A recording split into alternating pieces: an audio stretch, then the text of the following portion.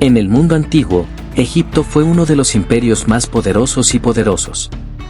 Era conocido por su riqueza y cultura. Los antiguos egipcios eran arquitectos, ingenieros y artistas expertos y produjeron algunos de los monumentos y obras de arte más impresionantes del mundo antiguo. Construyeron enormes pirámides, templos y otras obras públicas que sirvieron como símbolos de su poder y civilización. Los antiguos egipcios habían desarrollado una cultura y una economía sofisticadas basadas en gran medida en el fértil valle del río Nilo que fluía por el corazón del país. Los egipcios eran expertos en gestionar las inundaciones anuales del río y en utilizar sistemas de irrigación para distribuir el agua a sus campos. Esto les permitió producir excedentes de cosechas que podían intercambiarse por otros bienes y servicios. En el corazón de este imperio se encontraba una reina carismática e inteligente llamada Cleopatra.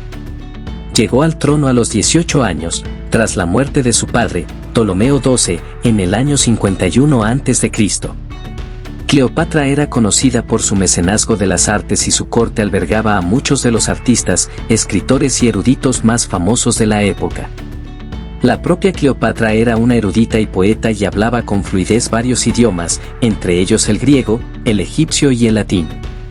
Gobernaría Egipto como corregente junto con su hermano menor de 10 años, Ptolomeo XIII, que también era su marido, algo muy común en la cultura egipcia.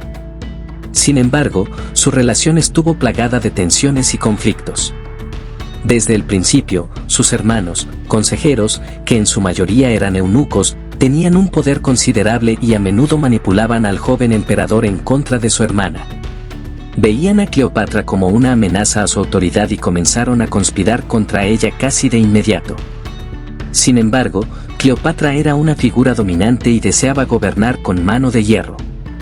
Tal vez fuera por sus propias ambiciones o simplemente por el hecho de que su hermano era demasiado joven para gobernar. Intentó desempeñar un papel importante en el gobierno del país. Esto la hizo chocar con los nobles que constantemente regañaban al joven faraón contra Cleopatra. Ella se dio cuenta de la tensa situación y comprendió que el gobierno conjunto no podía durar mucho tiempo. Iba a ser ella o su hermano. En un intento de consolidar su poder, Cleopatra comenzó a tomar medidas para marginar a su hermano. Contaba con el apoyo del pueblo egipcio, que la consideraba una líder capaz y cada vez estaba más desencantado con los consejeros de Ptolomeo. Sin embargo, el apoyo de la gente común no significaba nada porque, en última instancia, los nobles y políticos influyentes tenían más poder. Obligaron al faraón a destituir a Cleopatra, obligándola a exiliarse en Alejandría, mientras Ptolomeo se declaraba el único gobernante de Egipto. Existen diferentes teorías sobre por qué Ptolomeo no mató a Cleopatra, sino que la exilió de Egipto.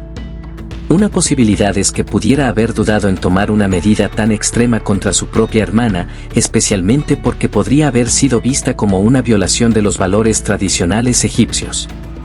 Sin embargo, probablemente no fue su decisión, sino la del consejero principal del joven faraón, Potino, un influyente eunuco que también había servido como consejero de su padre. Sin embargo, lo que no esperaba era que Cleopatra desafiaría la autoridad del faraón. En el año 48 a.C., Cleopatra regresó a Egipto con un ejército en busca de recuperar su legítimo lugar en el trono.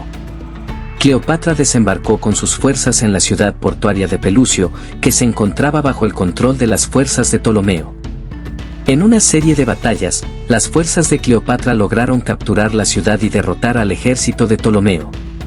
Las fuerzas de Ptolomeo, por su parte, se reagruparon y pudieron recuperar la ciudad de Alejandría. Sin embargo, el conflicto estaba lejos de terminar y ambos bandos se apresuraron a ganar poder. Mientras tanto, en el Imperio Romano, el gran Julio César derrotó a Pompeyo, el famoso estadista de Roma, en la batalla de Farsalia, quien se vio obligado a huir a Egipto en un intento de salvar su vida. Mucho tiempo atrás, Pompeyo había prestado grandes sumas de dinero al reino egipcio y sentía que el faraón estaba en deuda con él. Ptolomeo apeló al faraón para que lo ayudara en su lucha contra Julio César. Sin embargo, Ptolomeo sabía que Pompeyo era un hombre derrotado y que, con su propia batalla que librar contra Cleopatra, no estaba en condiciones de ayudar a otros a luchar en sus guerras, si es que lo hacía. Era él quien necesitaba ayuda contra Cleopatra. Ptolomeo, que ya tenía 14 años, había madurado y había puesto en práctica su estrategia política.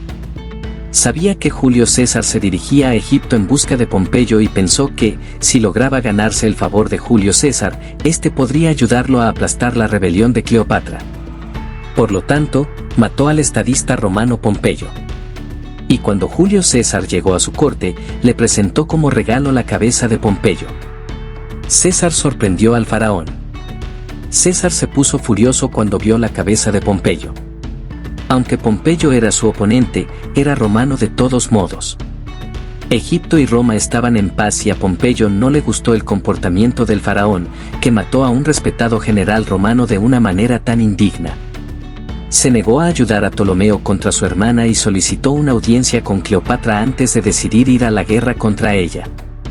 La casa del faraón arrestó a César y le dijo que no lo liberaría hasta que aceptara luchar junto a él contra Cleopatra. Tan pronto como Cleopatra descubrió que Julio César, el gran general militar romano, estaba en Egipto, se disfrazó de sirvienta y se coló en los aposentos de César para liberarlo. Utilizó su carisma y su astucia política para ganarse el apoyo de César. Ella era exactamente el tipo de mujer que atraería a un hombre como Julio César. César sabía que la paz era importante en Egipto, ya que el grano y otros alimentos se importaban a Roma desde ese mismo lugar. Debido a las recientes guerras en Egipto, hubo una interrupción en el suministro que provocó disturbios por alimentos en Roma. César quería resolver este problema para su república. Se puso del lado de Cleopatra, ya que le parecía que no solo era más madura y capaz políticamente que su hermano, sino también por su encanto y belleza. Los dos se enamoraron. La relación entre Cleopatra y César era, por tanto, tanto política como personal. César era un genio militar y sus fuerzas ayudaron al ejército de Cleopatra a sitiar Alejandría y lograron capturar la ciudad tras varios meses de lucha. Durante el asedio de Alejandría, Ptolomeo murió en batalla, posiblemente ahogado en el río Nilo. Según muchos informes, Cleopatra asumió el control total de Egipto y César regresó a Roma para abordar los disturbios por la falta de alimentos que habían provocado un levantamiento masivo en la ciudad. Su general de confianza, Marco Antonio, no había logrado resolver el problema. César afirmó el control total y se declaró dictador hasta que hubiera estabilidad en Roma. Pudo resolver rápidamente el problema de la escasez de alimentos, ya que ahora había paz en Egipto y el grano podía importarse fácilmente sin ningún obstáculo. Aunque César había resuelto el problema, su posición temporal como dictador aprobado por el Senado se estaba volviendo cada vez más permanente y continuó en el cargo incluso después de que la crisis hubiera pasado. Esto y su relación con la reina extranjera egipcia Cleopatra no sentaron bien a los senadores poderosos de la República Romana. Muchos senadores estaban preocupados por la posibilidad de que César se volviera demasiado poderoso y acabara convirtiendo a Roma en una monarquía o una dictadura. También les preocupaba la forma en que César estaba utilizando su poder para socavar la autoridad y los privilegios tradicionales del Senado y otras instituciones políticas. Por tanto, Julio César fue asesinado por un grupo de senadores. El 15 de marzo de 1544 a.C., la noticia llegó a Cleopatra y ella quedó devastada, tanto por su pérdida personal como política.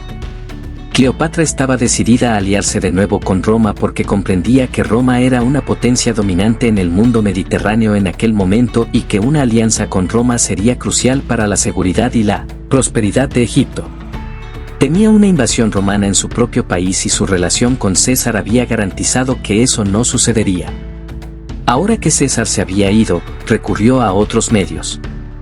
Cleopatra se alió con Marco Antonio, uno de los aliados más cercanos de César y general, para asegurar su propio trono y proteger a Egipto de la interferencia romana. En el año 41 a.C., Marco viajó a Egipto para reunirse con ella y negociar una alianza. Cleopatra llegó con una exhibición impresionante, navegando por el Nilo en una barcaza decorada con velas de oro y púrpura, con sirvientes vestidos de cupidos abanicándola.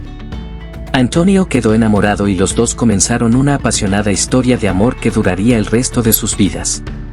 Cleopatra utilizó su influencia sobre Antonio para promover sus objetivos políticos. Juntos formaron una alianza contra Octavio, que no era otro que el hijo adoptivo del propio César. Sin embargo, la reputación de Antonio se vio dañada cuando se divorció de su esposa romana para casarse con Cleopatra y tuvo varios hijos con ella, lo que lo hizo parecer un títere de la reina extranjera. En el año 31 a.C., Octavio declaró la guerra a Antonio y Cleopatra y sus ejércitos se enfrentaron en la batalla de Actium, en Grecia. Cleopatra era una hábil política y estratega, pero tenía poca experiencia militar. Antonio lideró el ejército, pero su juicio estaba nublado por su amor por Cleopatra y su excesiva adicción a la bebida. La armada de Octavio era muy superior y superó en maniobras a las fuerzas de Antonio, que estaban debilitadas por la enfermedad y la deserción.